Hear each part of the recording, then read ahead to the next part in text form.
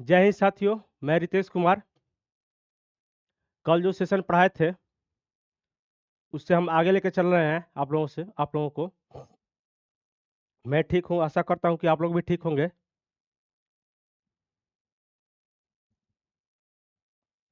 हाँ, थोड़ा सा लेट हो गई। 5 मिनट लेट हूँ मैं। एक्चुअली टेक्निकल प्रॉब्लम था, इसके इस कारण से मैं लेट हो गया। कोई नहीं।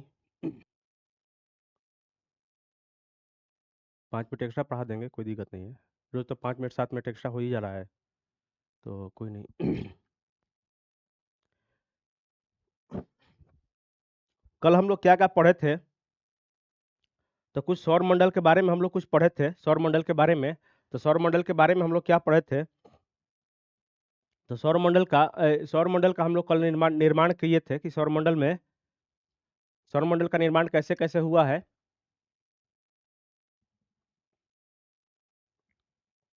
तो सौर मंडल का हम लोग निर्माण कल कर चुके थे। अब उसके बाद हम लोगों को आगे कुछ पढ़ना है, कैसे कैसे निर्माण हुआ था निहारिका के द्वारा सौर मंडल का। तो वो हम लोग कल पढ़ चुके थे। और सौर मंडल का लास्ट टॉपिक था हम लोगों का कि नौवा नौवा ग्रह प्लूटो था। लेकिन उसको 2006 में। गर्म नहीं है? नहीं। 2006 में वैज्ञानिकों द्वारा इसे प्लूटो को ग्रह की श्रेणी से हटा दिया गया और बौने ग्रह में इसको डाल दिया गया। तो ये चीज हम लोग कल यहाँ लास्ट कर किए थे।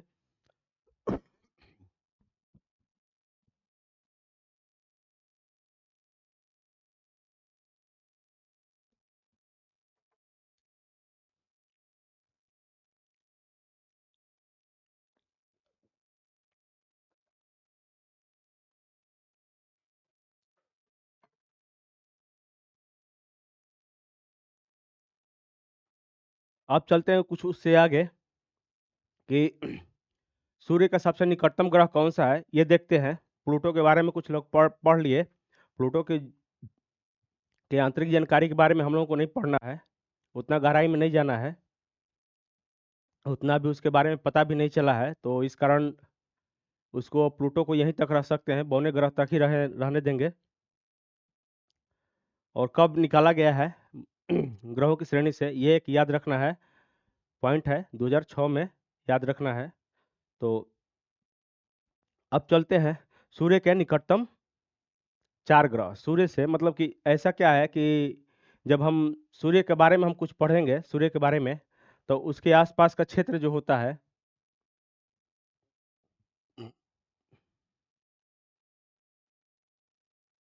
सूर्य के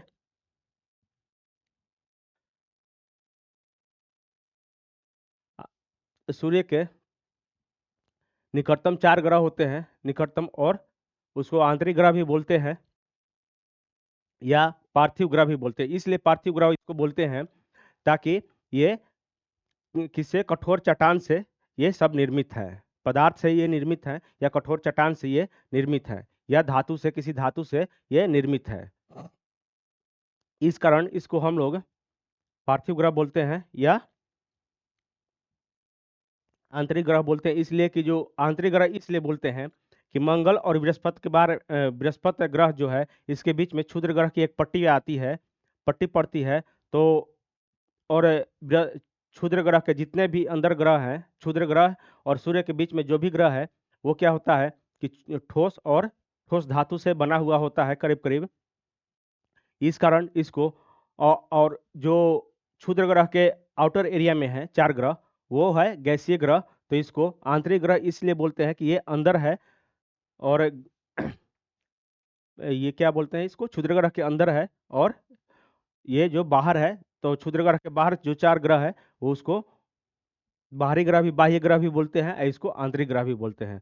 तो हम एक चित्र के अनुसार ले लेते हैं, चित्र के अनुसार बना भी सकते हैं या चित्र ले भी सकते हैं। तो चित्र के अनुसार देखते हैं।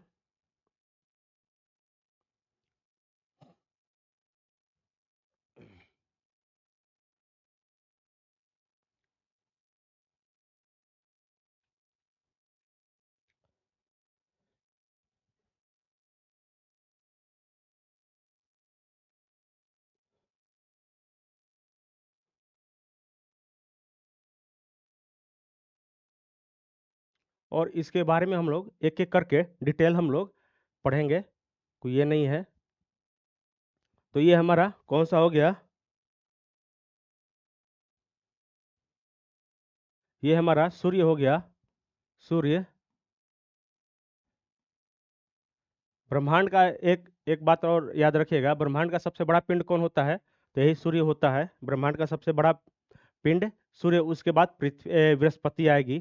तो हम लोग देखते हैं कि वो चार ग्रह कौन कौन से हैं। तो चार ग्रह वो हैं जो आंतरिक ग्रह बोलते हैं, ये पार्थिव ग्रह बोलते हैं, जो धातु से निर्मित है। वो कौन कौन से हैं चारों ग्रह, तो ये है हमारा सूर्य से नजदीक में सबसे बुध पड़ता है, ये बुध पड़ता है। उसके बाद कौन पड़ेगा, शुक्र पड़ेगा। उसके बाद पृथ्वी पड़ेगी। उसके बाद मंगल पड़ेगा। तो इसको हम लोग ऐसे भी सजा के लिख सकते हैं।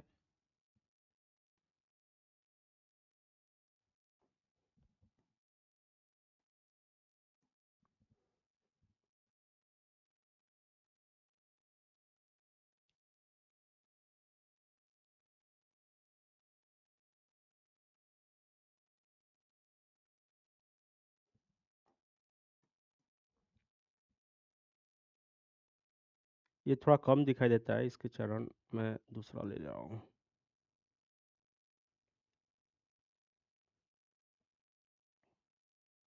ये हमारा क्या है, सूर्य है।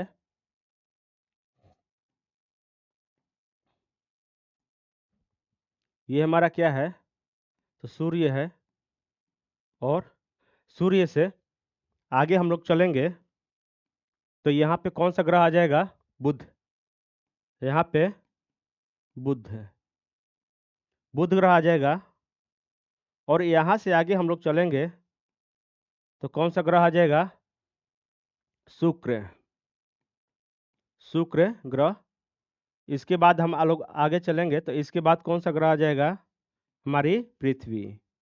पृथ्वी। कल याद करने का ट्रिक भी बताए थे कि सूर्य से आगे चलिए तो सूर्य के बाद बुध, बुध से चलते हैं तो बुध को एक गैप करते हैं तो शुक्र आ जाता है। शुक्र को एक गैप करते हैं तो रवि आ जाता है। रवि के मतलब हम लोग मान मान लेते हैं पृथ्वी।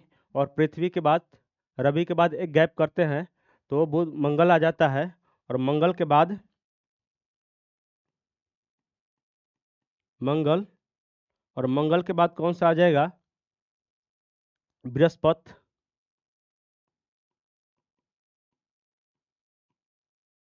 बृहस्पति के बाद कौन आ जाएगा, मंगल को एक गैप करेंगे तो बृहस्पति। बृहस्पति के बाद कौन आ जाएगा, शनि।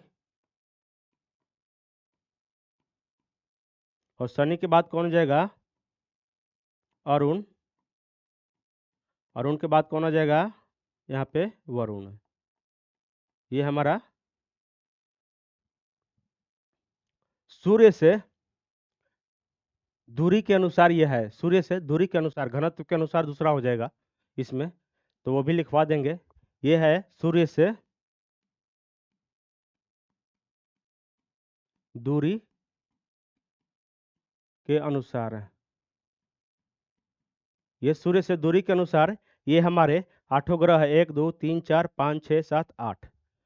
आठों ग्रह है। तो कौन है, बुध है, शुक्र है, पृथ्वी है, मंगल है, बृहस्पति है, शनि है, और अरुण और वरुण।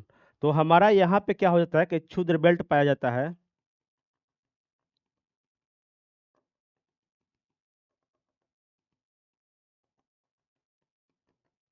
ये हमारा क्षुद्र बेल्ट पाया जाता है। क्षुद्र ग्रह यहाँ पाए जाते हैं मंगल और बृहस्पति के बीच में। तो ये हमारा सूर्य से दूरी के अनुसार ये हमारे ग्रह है। तो इन देखो, देखिए, और इन इन ग्रहों को क्या बोलेंगे, जो ये चार ग्रह है, बुध, शुक्र, पृथ्वी और मंगल, इसको क्या बोलेंगे, पार्थिव ग्रह है। पार्थिव ग्रह है, या इसको आंतरिक ग्रह है।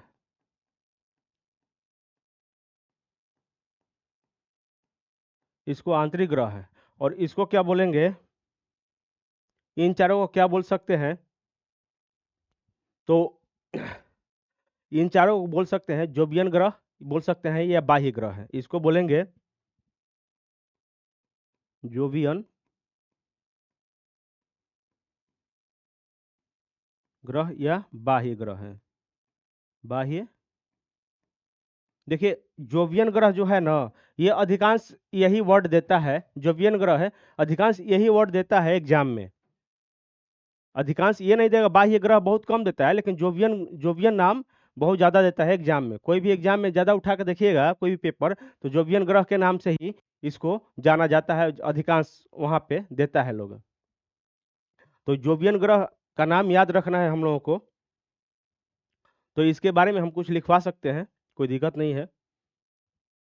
तो सूर्य के चा, सूर्य के निकटतम 4 ग्रह लिखवाए, और ये सूर्य के दूरी के अनुसार, मतलब कि बाह्य ग्रह सूर्य से चार सूर्य से सबसे दूर 4 ग्रह ये है हमारा, बृहस्पति, शनि, अरुण, वरुण। तो ये हम चारों लिखवाए जोवियन ग्रह।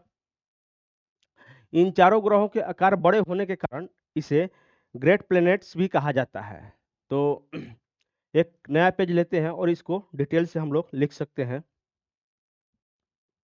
तो लिखते हैं हम लोग यहाँ पे,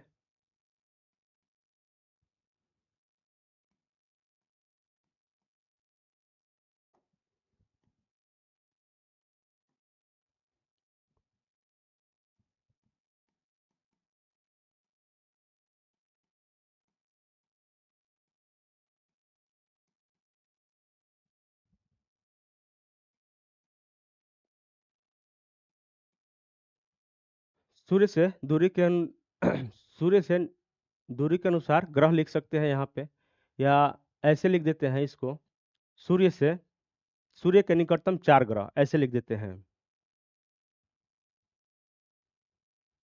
चलिए इसको पहले लिख देते हैं हम, बुध, बुध, शुक्र, पृथ्वी,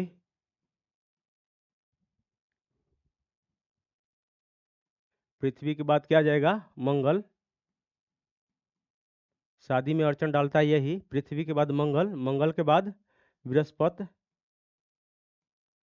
बृहस्पति के बाद कौन सा आ जाएगा, बृहस्पति कर दीजिए, बृहस्पति के बाद कौन सा आ जाएगा, शनि, शनि के बाद अरुण, इसके बाद वरुण।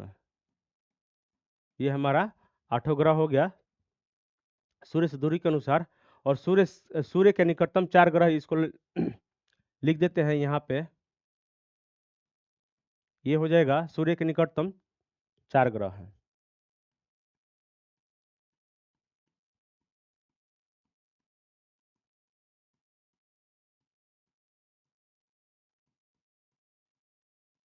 और यहाँ से हो जाएगा सौरमंडल का, सौरमंडल के सबसे दूर 4 ग्रह, ये लिख सकते हैं।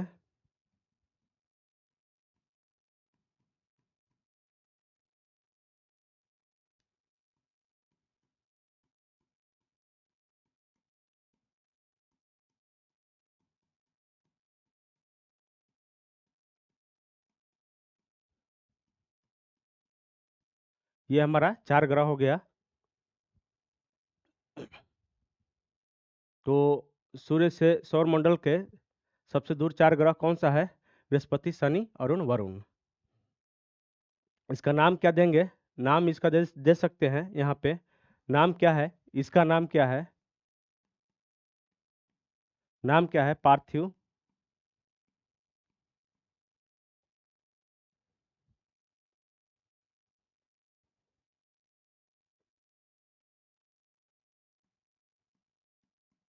पार्थिव ग्रह है, या इसको क्या बोल सकते हैं, आंतरिक ग्रह।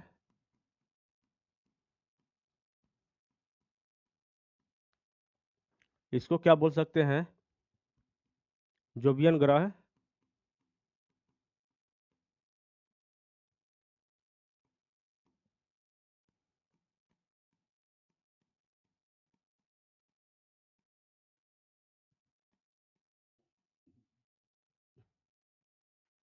या इसको ये भी बोल सकते हैं ये बाहर होने के कारण इसको बोल सकते हैं ग्रेट प्लैनेट्स बोल सकते हैं इन्हें। तो क्या बोल सकते हैं इसे? ग्रेट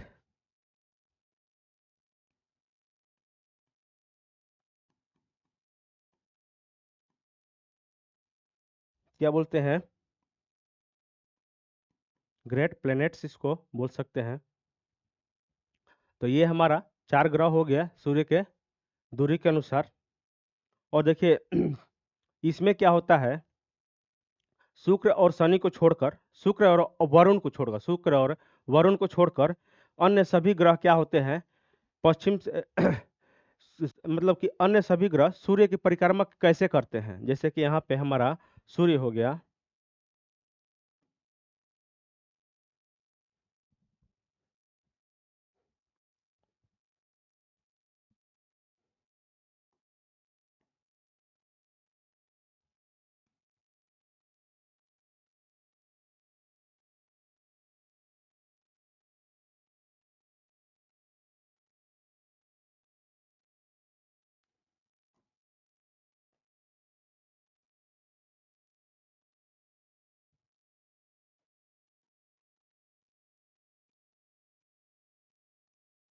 ये हमारा सूर्य हो गया। और यहाँ से एक ऑर्बिट में यहाँ पे क्या आ जाएगा, बुध। बुध, उसके बाद क्या आ जाएगा, शुक्र, उसके बाद पृथ्वी, उसके बाद मंगल, इसके बाद इधर क्या आ जाएगा, बृहस्पति। बृहस्पति के बाद क्या आ जाएगा, शनि, अरुण,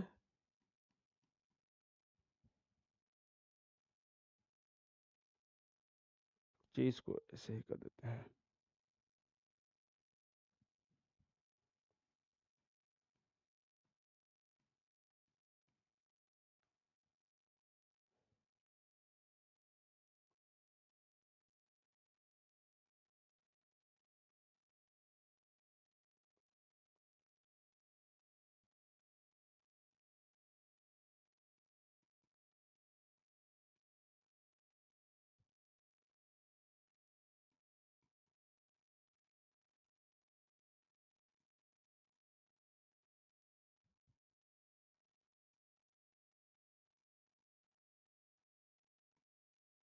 ये वरुण, तो ये हो गया, एक बुध हो गया, ये बुध हो गया।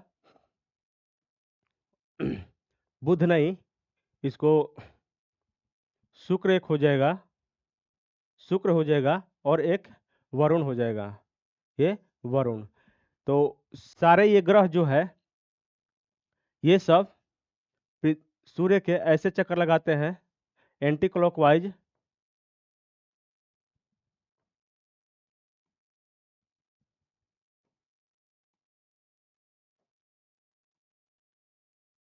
और ये 2 ग्रह कैसे लगाते हैं सूर्य के चक्कर,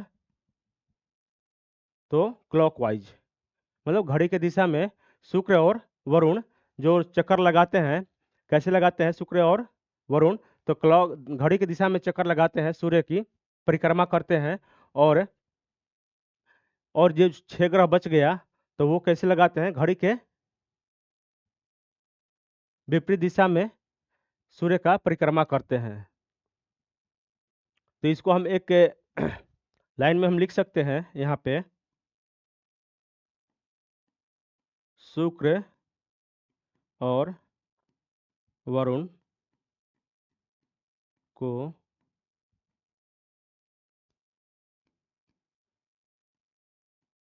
छोड़कर अन्य सभी ग्रह, सूर्य की परिक्रमा पश्चिम से पूर्व की ओर लगाते हैं।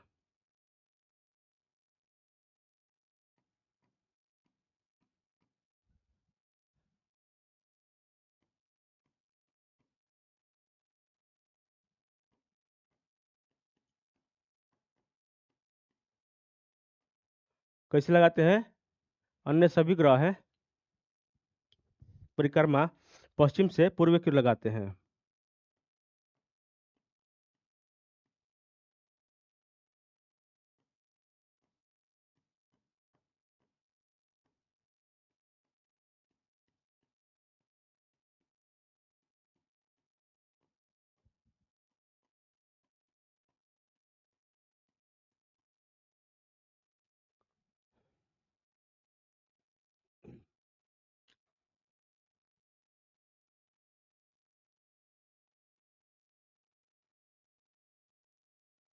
पश्चिम से पूर्व की दिशा में लगाते हैं।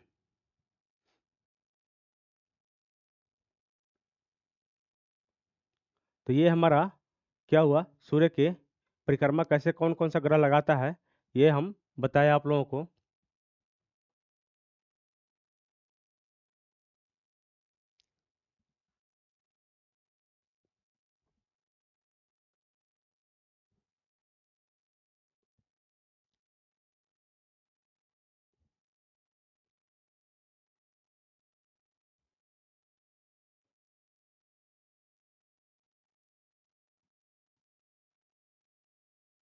ये वरुण होगा, तो ये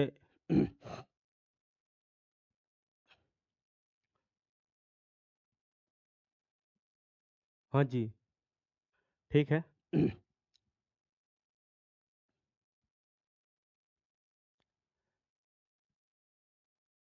और शुक्र और वरुण कैसे लगाते हैं, पूर्व से पश्चिम की ओर ये परिक्रमा कर लगाते हैं सूर्य के।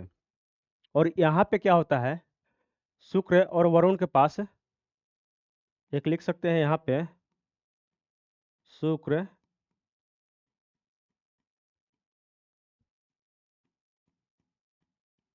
शुक्र और अरुण वरुण के शुक्र और वरुण के पूर्व से पश्चिम परिक्रमा करने के कारण लिख सकते हैं,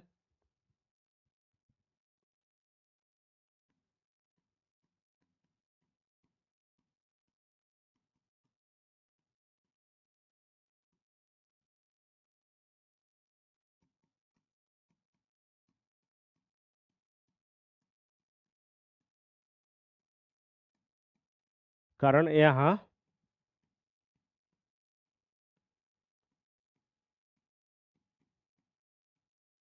सूर्योदय किधर होगा, पश्चिम की पश्चिम की तरफ है।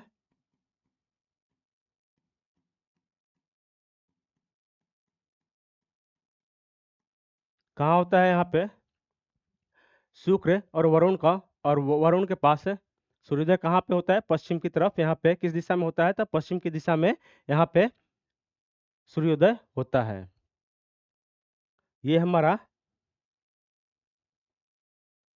ग्रह के बारे में कुछ बताया। अब एक एक ग्रह करके पढ़ेंगे बढ़िया से, अच्छी तरह से। और एक लिख देते हैं यहाँ पे कि घनत्व के अनुसार ग्रह, मतलब घनत्व के अनुसार, आगे भी हम इसके बारे में पढ़ाएंगे घनत्व किसका किसका कितना है, लेकिन जैसे जैसे हम पढ़ेंगे वैसे वैसे हम आप लोगों को पढ़ाएंगे कि किसका घनत्व कितना है।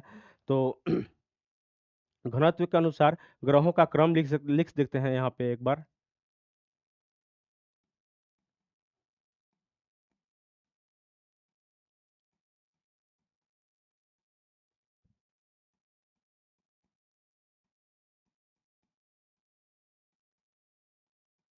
ग्रहों का क्रम, तो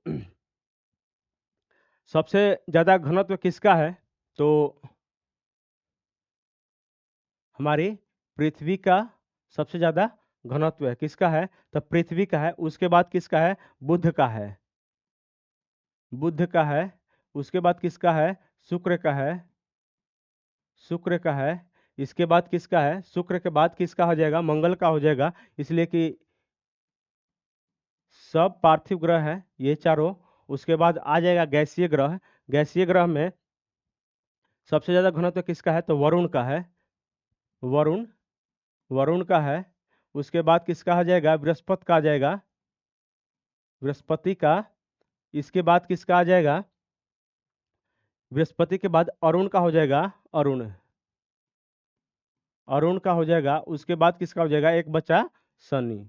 शनि का। तो ये हमारा घनत्व के अनुसार ये हमारे ग्रह का स्थिति है। सबसे ज्यादा घनत्व किसका होता है? पृथ्वी का, उसके बाद बुध का, उसके बाद शुक्र का, उसके बाद मंगल का। तो यहाँ पे क्या कर सकते हैं आप लोग, एक एक दिन करके भी यहाँ पे गैप करके, लेकिन मंगल नहीं मंगल ग्रह नहीं आ पाएगा। एक दिन गैप करेंगे तो बुध शुक्र पृथ्वी, बुध शुक्र, पृथ्वी के बाद क्या होता है सर? रवि के बाद सोमवार मंगलवार, फिर बुध बृहस्पतिवार, उसके बाद एक गैप हुआ शुक्र, और शुक्र के बाद फिर तीन गैप हो जाएगा, शनि, शनि और रवि और सोमवार, तो तीन गैप हो जाएगा। तो ऐसा नहीं बन रहा है, तो इसको याद करना है। बुध शुक्र मंगल और वरुण बृहस्पति अरुण और शनि। शनि का सबसे कम घनत्व है। अब आगे कुछ लोग आगे कुछ बढ़ते हैं हम लोग यहाँ से, कि घनत्व के अनुसार ग्रह तो बता दिया आप लोगों को, पृथ्वी, बुध शुक्र मंगल, वरुण बृहस्पति अरुण और शनि। अब आगे हम लोग कुछ बढ़ते हैं कि एक धूमकेतु तारा होता है, धूमकेतु तारा या इसको पुच्छल तारा भी कहते हैं। तो यहाँ पे हम लोग लिख, आगे कुछ लोग बढ़ते हैं हम लोग, धूम केतु तारा या पुच्छल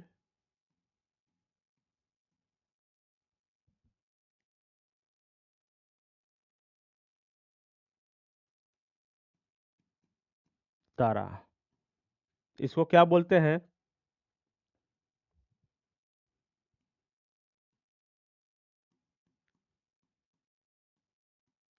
कॉमेट स्टार। तो कॉमेट स्टार इसको बोलते हैं।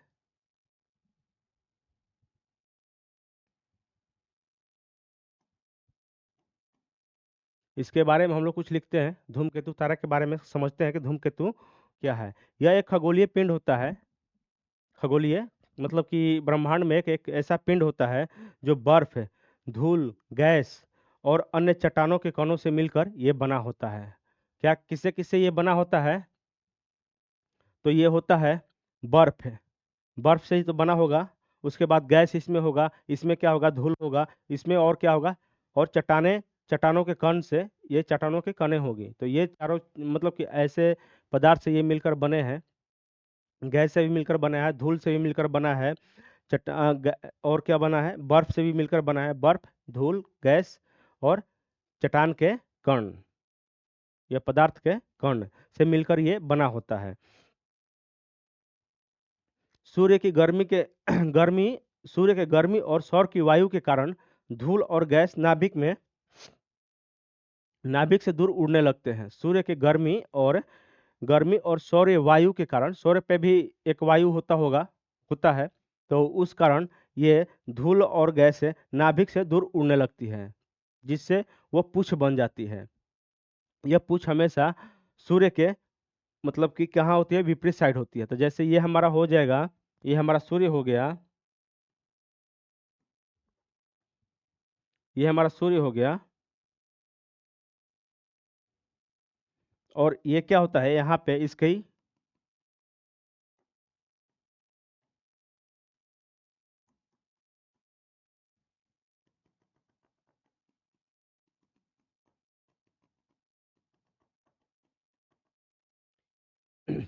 कुछ यहाँ पे वायु होती है।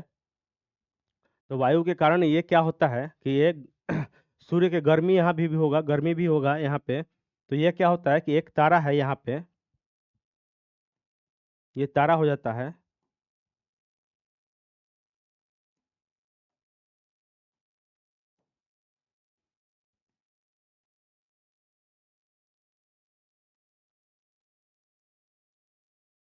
ये हमारा तारा हो गया।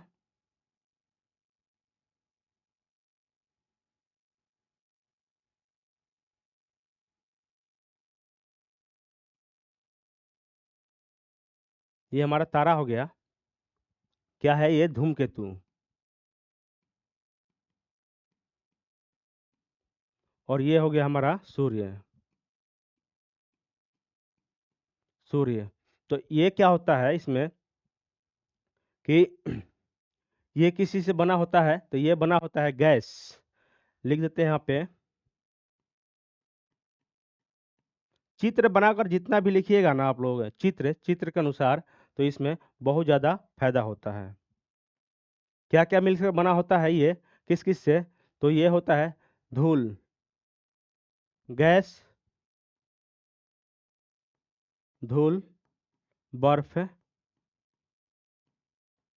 और पदार्थ हैं, पदार्थ के कण, कण से ये मिलकर बना होता है।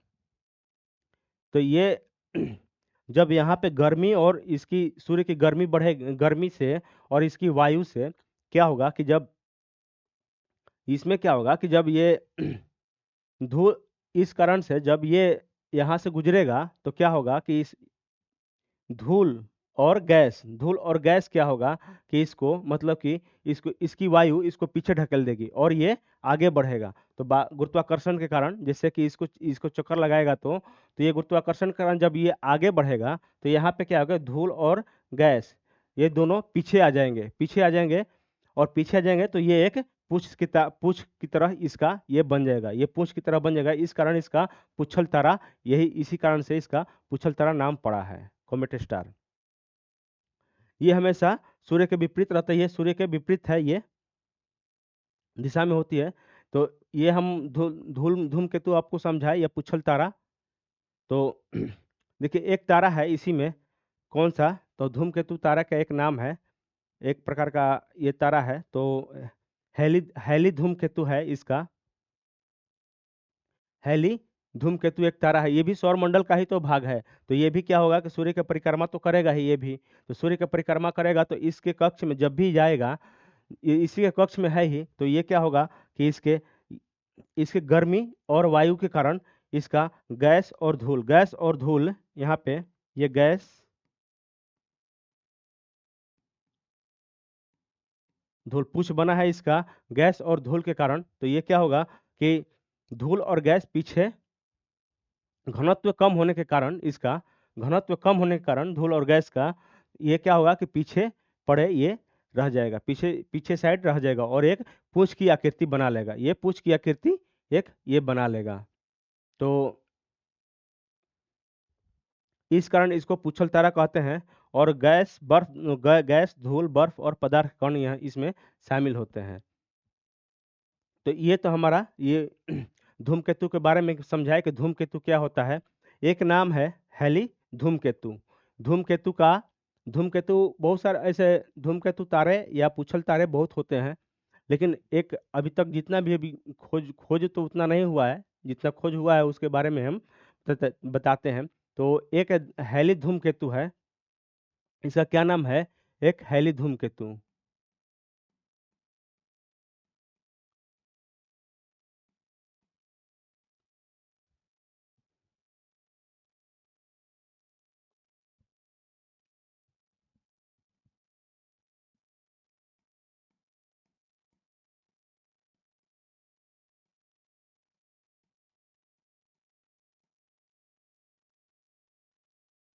धूमकेतु, हेली धूमकेतु एक तारा है, इसको इंग्लिश में हेली धूमकेतु ही लिखेंगे।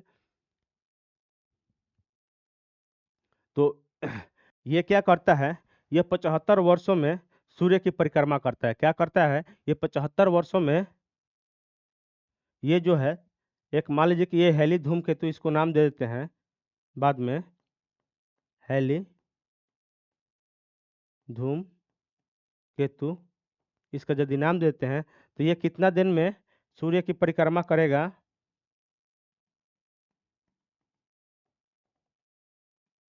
कितना दिन में ये सूर्य की परिक्रमा करेगा? तो ये 75 वर्ष में, 75 वर्ष ये लगा देगा सूर्य की परिक्रमा करने में। 75 वर्ष में सूर्य की एक परिक्रमा करेगा। हमारा जो एक वर्ष होता है 365 दिन का होता है। तो 365, पृथ्वी क्या होती है कि 365 दिन में इस सूर्य की परिक्रमा कर देती है, लेकिन ये कितना दिन लेता है? 75 वर्ष। यानी उसको जोड़ सकते हैं, गुना करके लिख सकते हैं, 75 गुना 365, तो उतना दिन इसका आ जाएगा।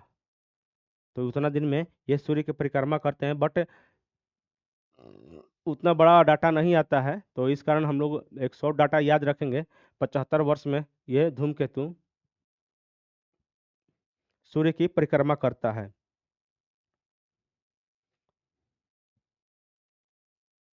देखिए, इसका अंग्रेजी खगोल शास्त्री एक थे, एक है, क्या नाम था अंग्रेजी खगोल शास्त्री,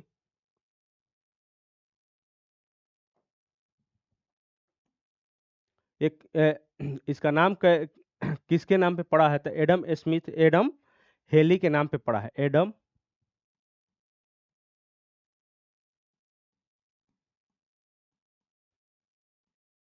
ये कौन थे, ये कौन थे एडम हेली, तो ये एक खगोल शास्त्री थे।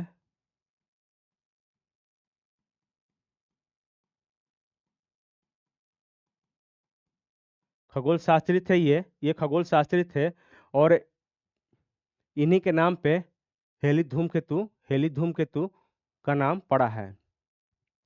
और इन्हीं ने मतलब कि हेली धूमकेतु की खोज इन्होंने ही किया था। हेली धूमकेतु की खोज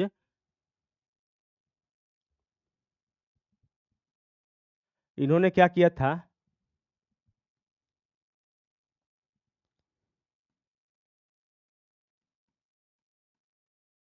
इस धूमकेतु का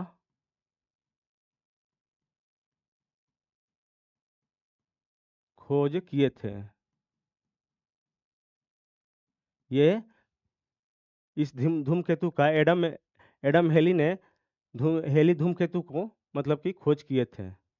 इन्होंने ही फर्स्ट बार दूरबीन के द्वारा इन हेली धूमकेतु को एक बार देखे थे, तो उसके नाम उसी उन्हीं अपने नाम से ही ये इसका नाम पड़ गया, हेली हेली धूमकेतु। तो इन्हीं के नाम पे इस हेली धूमकेतु का नाम रखा गया है। तो यह पिछली बार कब दिखाई दिया था, ये पिछली बार 1986 में दिखाई दिया था, और 75 इसमें ऐड कीजिएगा तो ये 2061 में दिखाई देगा।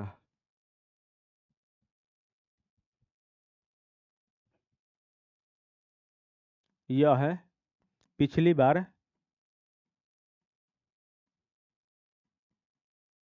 पिछली बार कब दिखाई दिया था ये, तो उन 1986 में, हाँ 1986 में दिखाई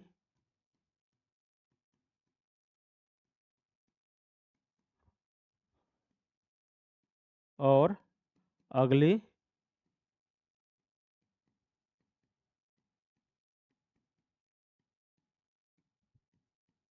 2061 में यह दिखाई देगा।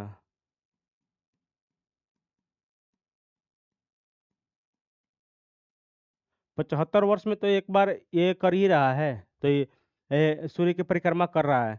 तो 2061 से 1986 घटाएंगे तो कितना आ जाएगा हमारा, तो 75 वर्ष का डिफरेंट आता है। तो ये हमारा 75 वर्ष का डिफरेंट पे ये दिखाई देता है।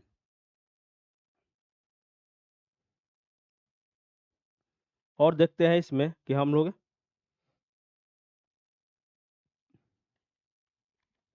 आगे क्या पढ़ सकते हैं।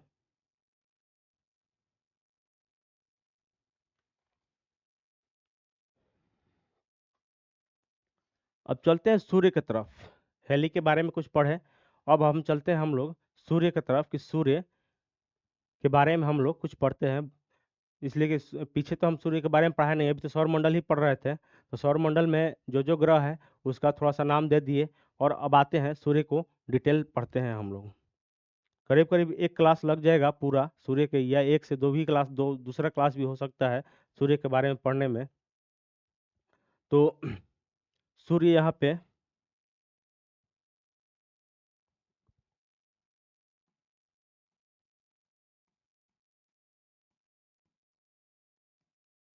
सन के बारे में हम लोग कुछ पढ़ते हैं। तो सन का करीब करीब आज मतलब कि एज के क्या है, ये हम देखते हैं कि सूर्य का कितना दिन का एज होता है। तो करीब करीब हम लोग वैज्ञानिकों द्वारा पता लगाया है कि ये 10 10 अरब वर्ष का इसका एज है, जिंदगी है सूर्य की। जिंदगी कितनी है, तो 10 वर्ष, 10 10 अरब वर्ष की इसकी जिंदगी है। तो अभी ये करीब करीब है आधा सूर्य अपने जीवन काल का आधा समय बिता चुका है, और अब और आधा समय इसका बाकी है। तो हम लोग लिख सकते हैं यहाँ पे कि सूर्य लगभग 4.7 या 6, कहीं 7 आता है कहीं 6 आता है, तो इसमें घबराना नहीं है। 7 या तो एग्जाम में दे देगा 7, नहीं तो 6। तो उतना इंटरनल नहीं पूछता है, लेकिन कभी पूछ दिया तो 7 या 6 दोनों में से एक ही ऑप्शन देगा। तो करीब लगभग सूर्य का जीवन काल 4.6 अरब वर्ष पहले गैस धूल के एक विशाल बादल जैसे निहारिका जो कहते हैं गुरुत्वाकर्षण के कारण सूर्य की निर्माण हुआ है। कैसे निर्माण हुआ है? तो 4.5 अरब करीब करीब प्लस में मान लीजिए 4.6 या 7 अरब वर्ष पहले गैस धूल या पदार्थ क्या बोलते हैं, प्लाज्मा, प्लाज्मा गैस, अन्य गैस या प्लाज्मा का एक विशाल बादल जो होता है उसके गुरुत्वाकर्षण के कारण सूर्य का निर्माण हुआ है। जैसे ही बादल सिकुड़ा और गुरुत्वाकर्षण के कारण पदार्थ केंद्र में इकट्ठा होने लगा। जैसे ही वो बादल क्या हुआ कि वहां पे मान लीजिए कि देखिए ये सूर्य है, ये निहारिका है,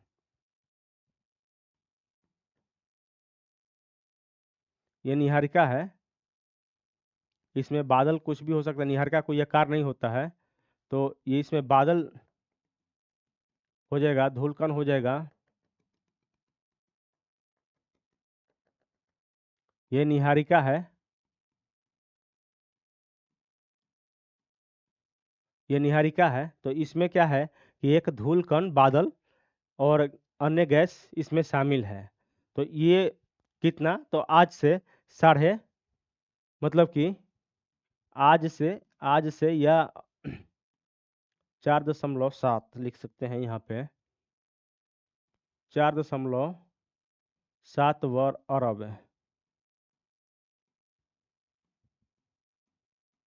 वर्ष पहले, क्या है, अरब वर्ष पहले की बात है, आज की बात नहीं है। 4.7 अरब वर्ष पहले आप लोग तो जिंदा नहीं थे, लेकिन हम उस समय थे वहाँ पे। तो मैंने ये इस घटना को देखा था। 4.7 अरब वर्ष पहले इस घटना को मैंने देखा था अपने आंखों से होते हुए, आज भी देखते आ रहा हूँ। तो 4.7 अरब वर्ष पहले क्या था, यहाँ पे गैस का गोला था, गैस का गोला था, और क्या था, गैस का गोला था, यहाँ पे धूल कण थे, और क्या था, यहाँ पे अन्य पदार्थ भी थे, और क्या हुआ कि अन्य प्लाज्मा मतलब पदार्थ और प्लाज्मा भी थे। तो यहाँ पे क्या हुआ कि ये गुरुत्वाकर्षण के कारण सूर्य का मतलब कि ये गुरुत्वाकर्षण होते गया और सूर्य का निर्माण हुआ। तो इसमें क्या हुआ कि धीरे धीरे जैसे कि बादल ये सिकुड़ते गए, ये सब बादल जो है धीरे धीरे अपने आप में सिकुड़ता गया, ये सिकुड़ता गया, धीरे धीरे सिकुड़ता गया। और सिकुड़ने के कारण क्या हुआ कि सिकुड़ा, और धीरे धीरे इसका गुरुत्वाकर्षण गुरुत्वाकर्षण के कारण स्पीड है मतलब कि घूर्णन गति इसका बढ़ने लगा।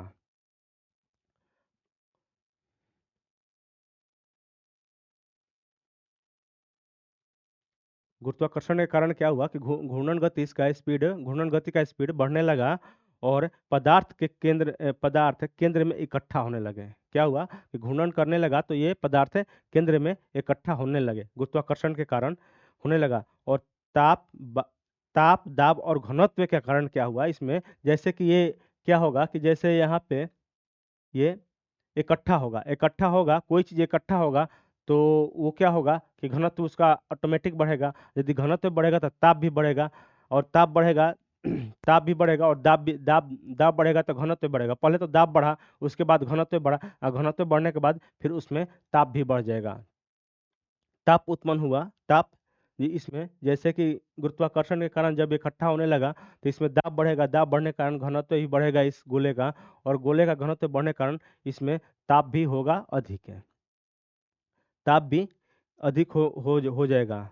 और इसमें क्या हुआ कि हाइड्रोजन हीलियम में परिवर्तित होने लगा। इसी में यहाँ पे जो भी हाइड्रोजन गैस था हीलियम में परिवर्तित होने लगा, और नाभिकीय संलयन की प्रक्रिया शुरू होगी यहाँ पे। तो यहाँ पे क्या होगा कि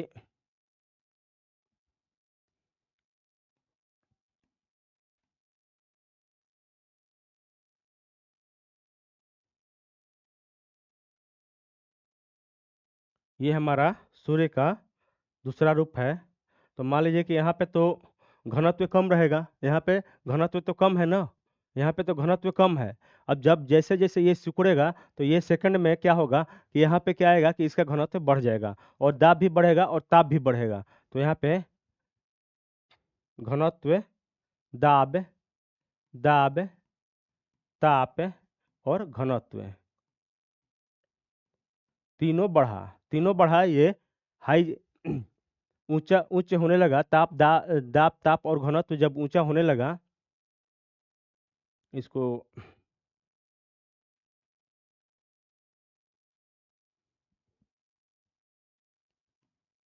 दाब बढ़ेगा तो घनत्व बढ़ेगा, घनत्व बढ़ेगा और घनत्व बढ़ेगा तो ताप भी बढ़ेगा, ताप बढ़ेगा तो ये ताप बढ़ने लगा तो इसमें क्या हुआ, ताप भी बढ़ने लगा। उसके बाद हाइड्रोजन हीलियम में परिवर्तित हुआ और हाइड्रोजन हीलियम में परिवर्तित होने के कारण इसमें नाभिकीय संलयन हुआ और नाभिकीय संलयन के बाद क्या होगा इसमें कि नाभिकीय संलयन के बाद इसमें ऊर्जा उत्पन्न हो गई।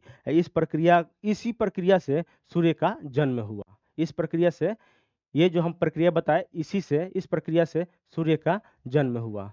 तो हम लोग यहाँ पे आगे लिख सकते हैं,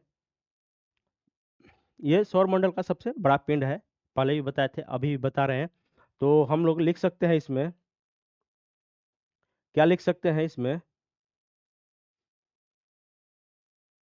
कि लगभग चार, देखिए सूर्य सूर्य का जन्म की अवस्था,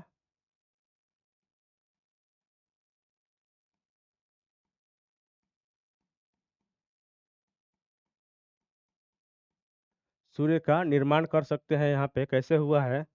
तो सूर्य का निर्माण कैसे हुआ है, तो लगभग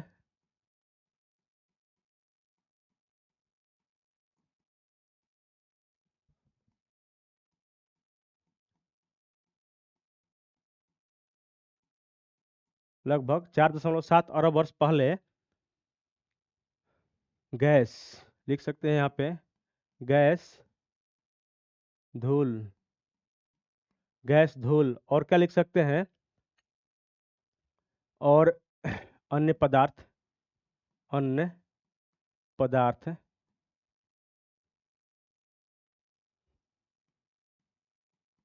पदार्थ है अन्य पदार्थ है एक विशाल, अन्य पदार्थ का एक विशाल बादल के कारण,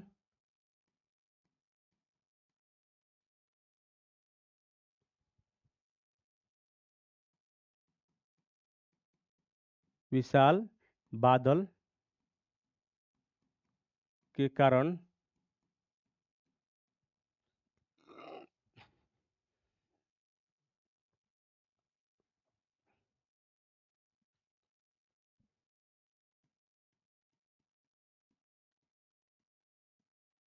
गुरुत्वाकर्षण के कारण लिख सकते हैं, गुरुत्वाकर्षण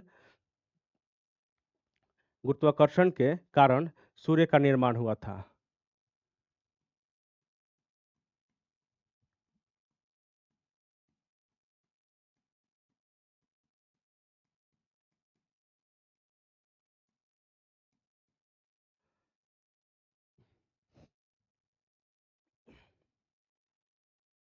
और इसमें क्या लिख सकते हैं कि जैसे ही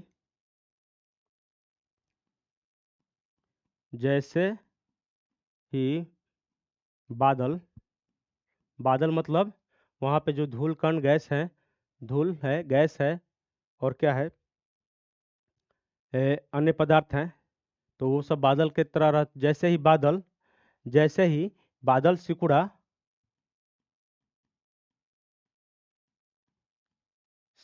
सिकुड़ गया तो और गुरुत्व घूम घूमने और ये घूमा, बादल सिकुड़ा और धीरे धीरे और गुरुत्वाकर्षण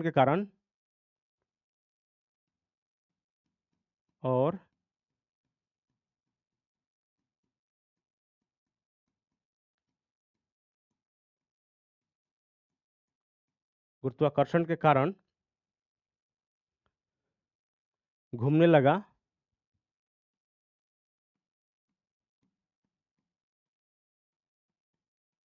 घूमने लगा और क्या हुआ यहाँ पे कि केंद्र में पदार्थ केंद्र में इकट्ठा होने लगे।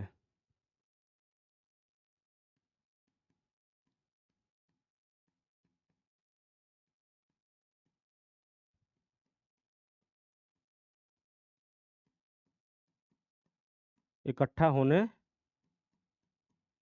लगे। इकट्ठा होने लगा। अब इस कारण क्या हुआ कि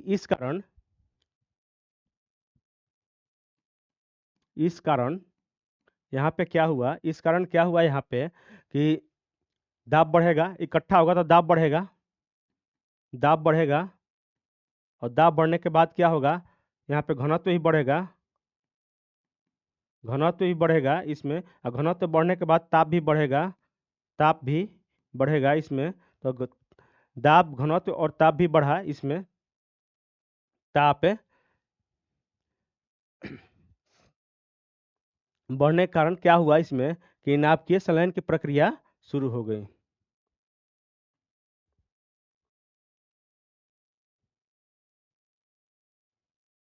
दाब, घनत्व, ताप से नाभिकीय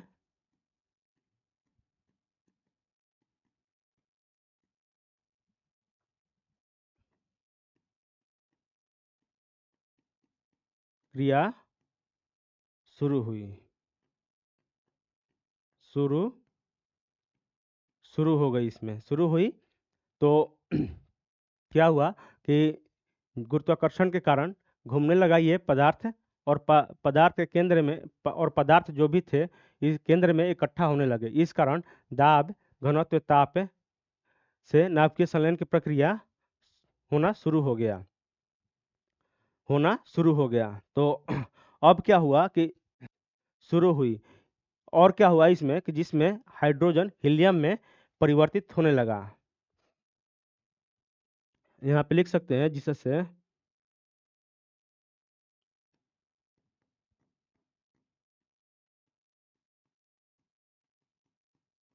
हाइड्रोजन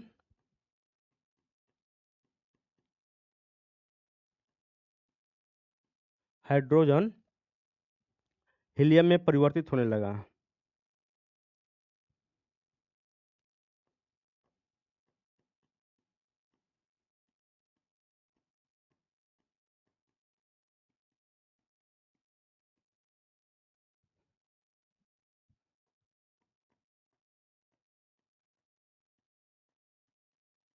परिवर्तित होने लगा इसमें हाइड्रोजन क्या हुआ कि हीलियम में परिवर्तित होने लगा।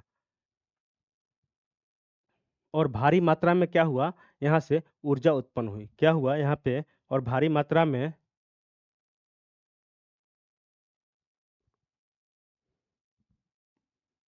और यहाँ पे लिख सकते हैं, और भारी मात्रा में यहाँ ऊर्जा उत्पन्न होने लगी। ऊर्जा उत्पन्न होने लगी। इस प्रक्रिया ने सूर्य का जन्म दिया। इसी से ये सूर्य का जन्म हुआ। इस प्रक्रिया द्वारा लिख सकते हैं,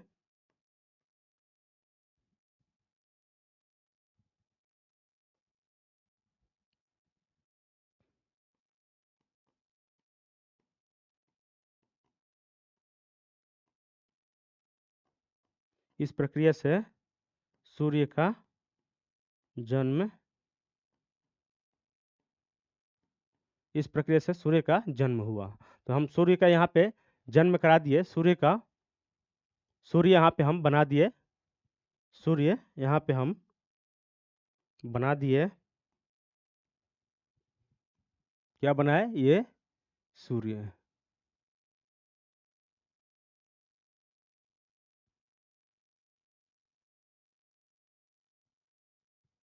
ये है सूर्य।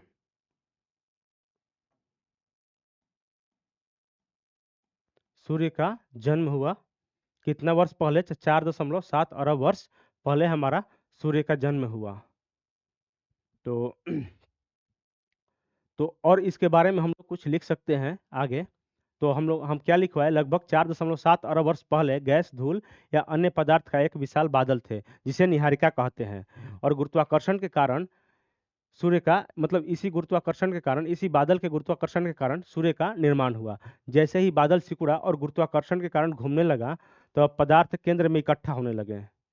और गुरुत्वाकर्षण के कारण क्या होगा कि पदार्थ केंद्र में इकट्ठा होने लगा। इस कारण दाब और घनत्व बढ़ेगा तो ताप भी बढ़ेगा, दाब बढ़ेगा तो घनत्व बढ़ेगा, घनत्व बढ़ेगा तो ऑटोमेटिक ताप बढ़ेगा।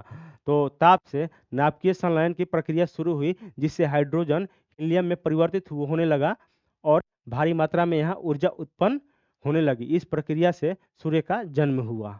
इस प्रक्रिया से कैसे सूर्य का जन्म हुआ, जो कि हम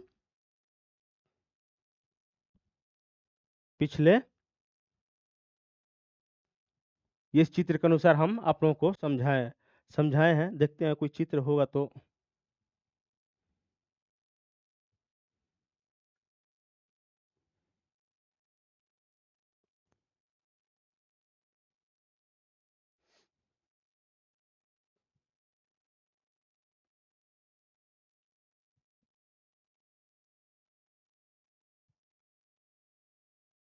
ये हमारा निहारिका है, एक गैस का बादल है। तो चलिए इस चित्र के अनुसार समझाते हैं। हम्म,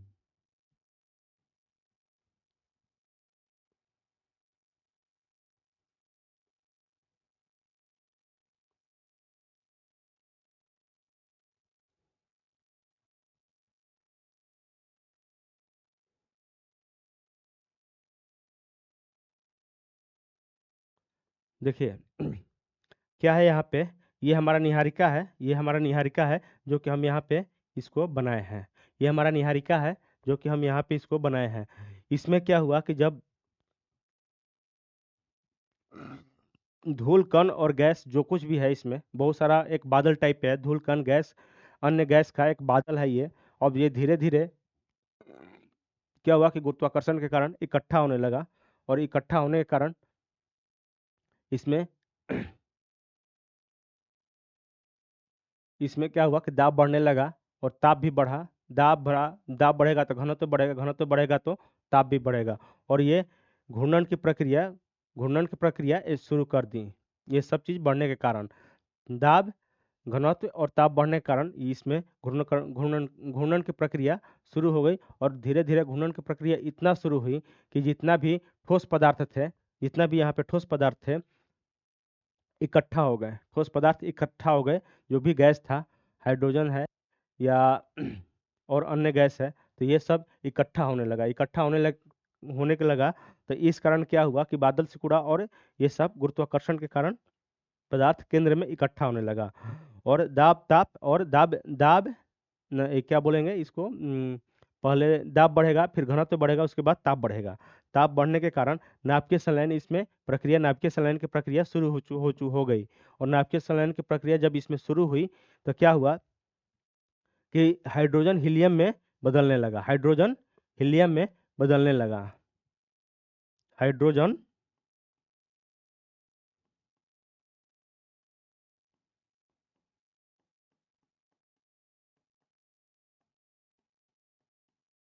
ये हाइड्रोजन हीलियम में बदलने लगा। और हाइड्रोजन जब हीलियम में बदलने लगा, परिवर्तित होने लगी, तो भारी मात्रा में यहाँ पे ऊर्जा का ऊर्जा का उत्सर्जन हुआ। इस प्रक्रिया के द्वारा जब यहाँ पे ये सब प्रक्रिया हुई, तो यहाँ आते आते सूर्य का स्मॉल सूर्य मतलब कि सूर्य का जन्म हुआ। और जन्म होने के बाद क्या होगा, ये बदलेगा रेड जाइंट में। हमारा लार्ज सूर्य नहीं है यहाँ पे, ये नहीं है हमारा सूर्य रेड जाइंट में है। और रेड जाइंट के बाद ये बनेगा नेबुला में बनेगा, या सुपर नेबुला में परिवर्तित होगा। और नेबुला के बाद व्हाइट ड्राफ्ट में ये परिवर्तित हो जाएगा। प्लेनेटरी नेबुला इसको बोलते हैं। तो नेबुला में ये परिवर्तित होगा। उसके बाद क्या होगा, ये जब ब्लास्ट होगा, तो ये व्हाइट ड्राफ्ट में हमारा सूर्य की मृत्यु कहाँ होगी, व्हाइट सफेद बौने तारा के रूप में हमारा सूर्य की मृत्यु हो जाएगी। तो ये हमारा सूर्य का निर्माण हुआ। सूर्य के निर्माण में करीब करीब हम 59 मिनट ले चुके हैं। अब यहाँ से हम लोग कल आगे इसके सूर्य के निर्माण में पढ़ेंगे कि सूर्य का निर्माण हुआ, उसके बाद ये इसका व्यास कितना है, उसके बाद ये पृथ्वी से कितना गुना बड़ा है, और पृथ्वी की औसत दूरी से कितना है, ये सब चीज़ कल हम क्लास में पढ़ेंगे आप लोगों के साथ है। तो आज का क्लास यहीं पे बंद करते हैं। तब तक के लिए good night, see you, tata bye bye, जय हिंद, जय भारत।